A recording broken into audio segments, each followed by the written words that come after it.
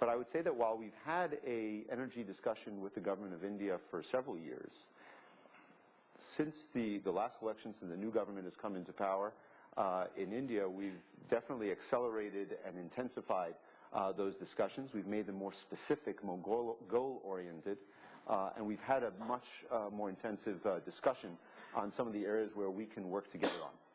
Could you give an idea of the scope of those discussions? You talked about the areas, you've talked about the agencies, but give us an idea of the sort of the range of discussions, either by technology sector or by topic, that those discussions, you know, what falls into the, what's the boundary of the U.S.-India dialogue? It's boundless.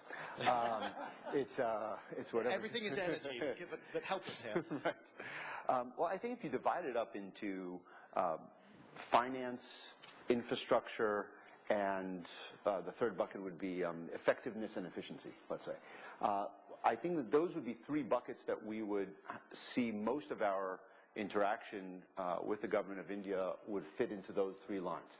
And they're interdependent. In other words, as you can look at, as we want to enhance renewable energy, you can look at the finance piece, which is critically important and more of a barrier than it is an enhancement at the moment, and thinking of ways to get around that. If you look at the infrastructure side, you can't, people in the press and conferences like to talk about renewable energy, but the hard facts are that you can't simply just look at how to bring on more renewable energy without also worrying about the grid and the infrastructure and the distribution side. Because, you know, in the previous government, when there was a massive blackout, it wasn't for a lack of generation capacity, it was because of the infrastructure. So you have to look at the infrastructure, and then India is unique. It has there are as many people off-grid in India than there are people in the United States altogether.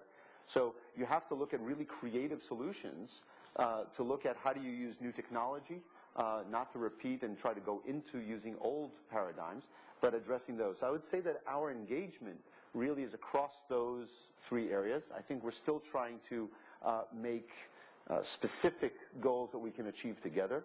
I think remarkably, India and the United States have some similarities in our operations, as different as we are. We both have a federal and state system that have to deal with each other.